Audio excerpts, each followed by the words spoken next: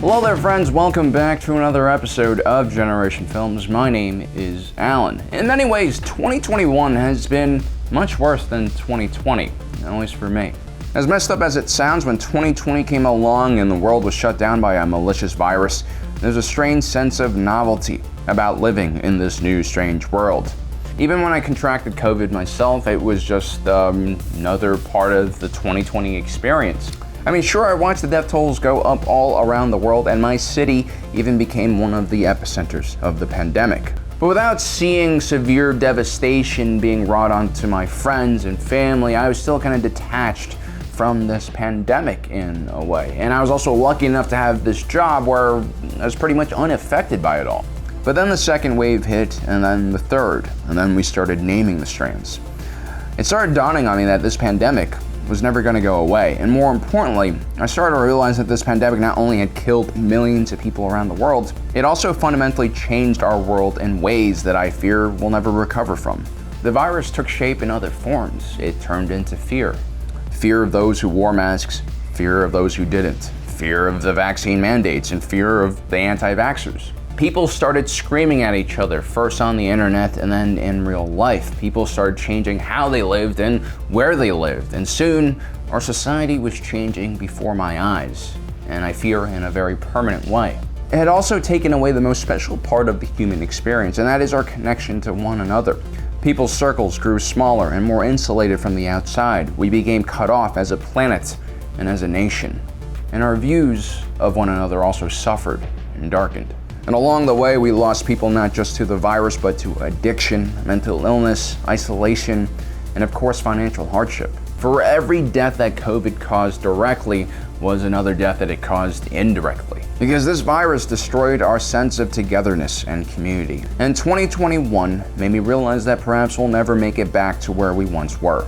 But then yesterday, while taking a long flight back home, I noticed a movie on my entertainment system, The Postman. American Ben had always recommended this film to me. He described it as the quintessential Kevin Costner post-apocalyptic film, and far superior to Waterworld, where Kevin Costner plays a post-apocalyptic mermaid.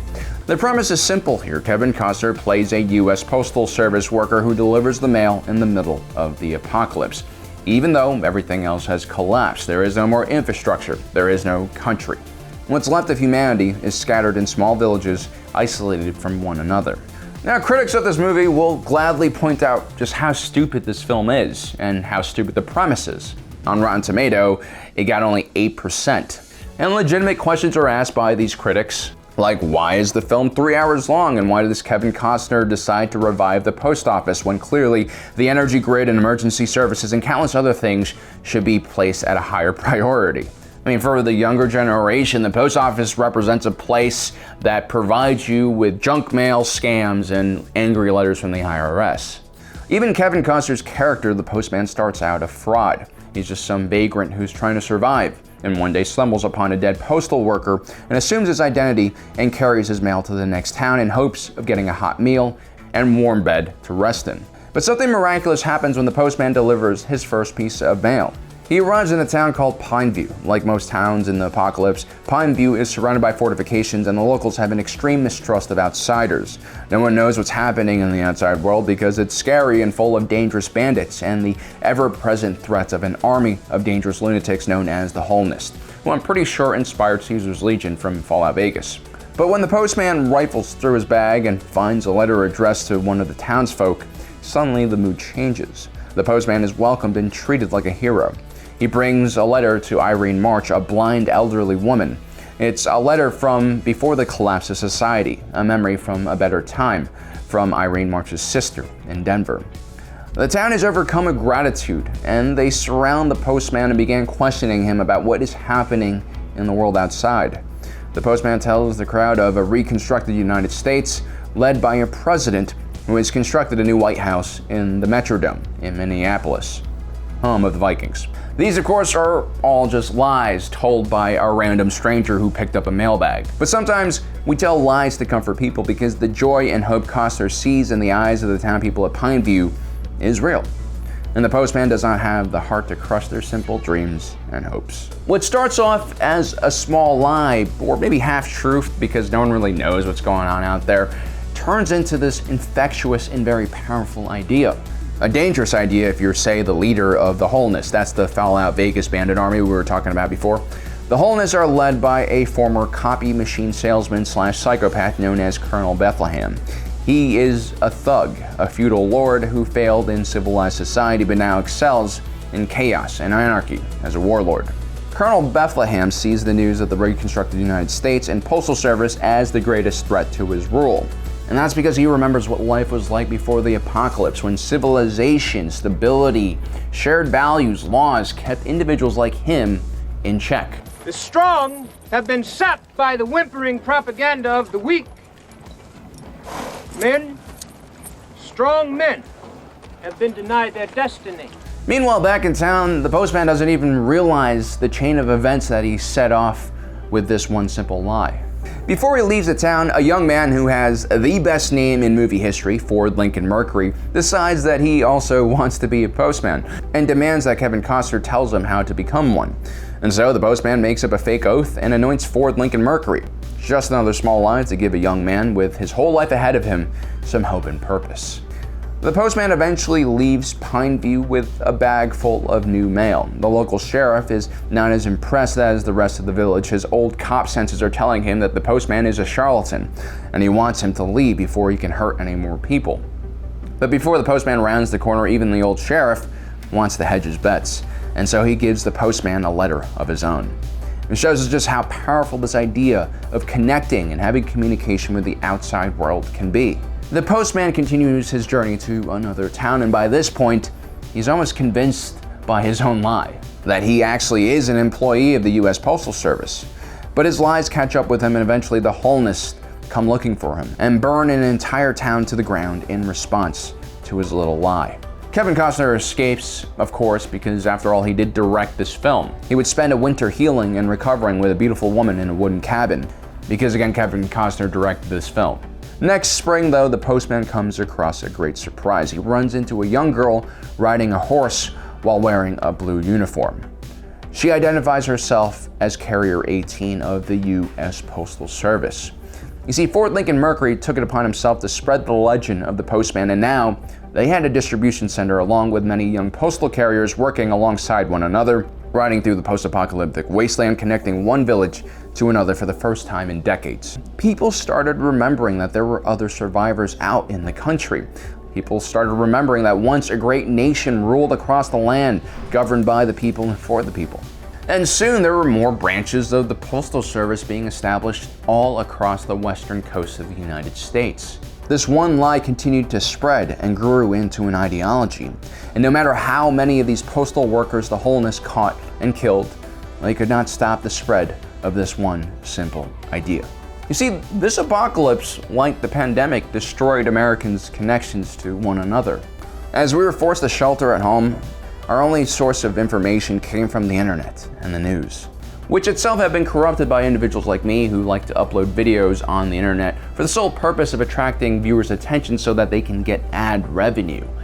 Except instead of just, covering video games and science fiction movies, these individuals were playing themselves off as journalists. Some people disconnected completely, not just from the media, but from each other. Some people stopped going outside, whereas others adopted extreme beliefs and sought the comfort of like-minded individuals instead of the wider community in order to escape all of this perceived madness. And as we became more isolated, it became easier for individuals like Colonel Bethlehem to take control. These are psychopaths who took advantage of our disunion and used fear and hate to oppress us. The reality is individuals like Colonel Bethlehem are greatly outnumbered by individuals like Grand Postmaster Ford Lincoln Mercury. The majority of people want to be good and have good intentions. And it's much easier to be good in a society that has not collapsed, where food, water, and basic shelter is not in shortage. But all it takes is a small minority of heavily armed individuals to oppress the majority and destroy freedom and liberty for all. What unites the good folk of the post-apocalyptic wasteland in this movie starts out as a lie or a half-truth. No one really knows if there actually is a restored US government.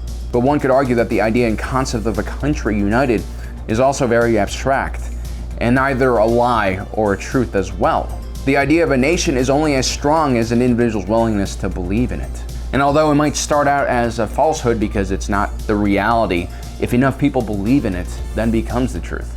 And for a nation to succeed, we all have to believe in it. We have to believe that our tax dollars will go to good service, LOL. We must believe that if we obey the laws, so will our neighbors.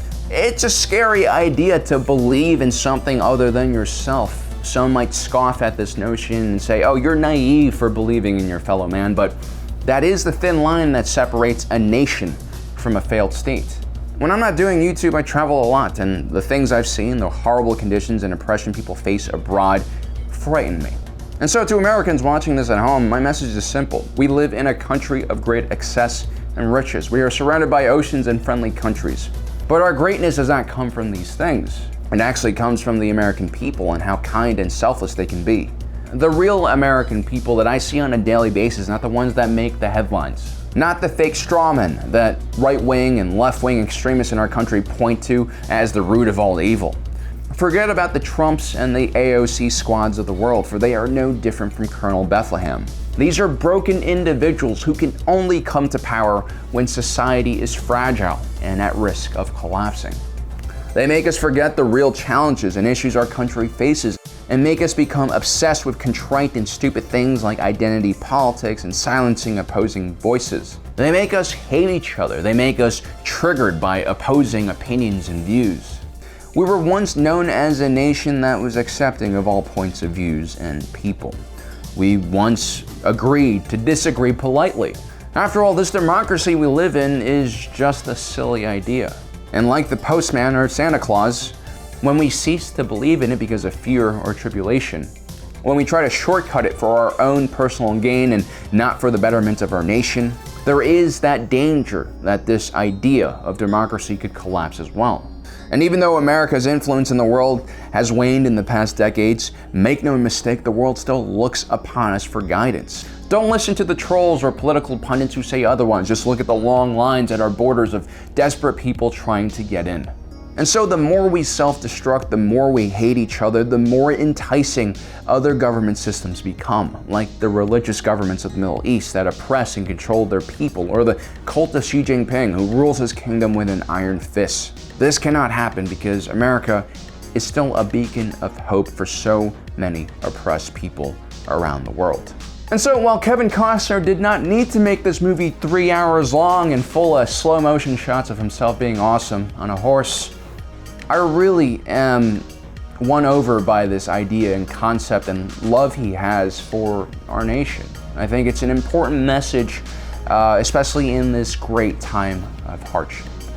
Well guys, I hope you enjoyed today's episode. Don't forget to subscribe and hit that notification button down below so you don't miss out on the rest of our awesome content. As usual, my name is Alan, reminding you that life is a movie and you are the protagonist.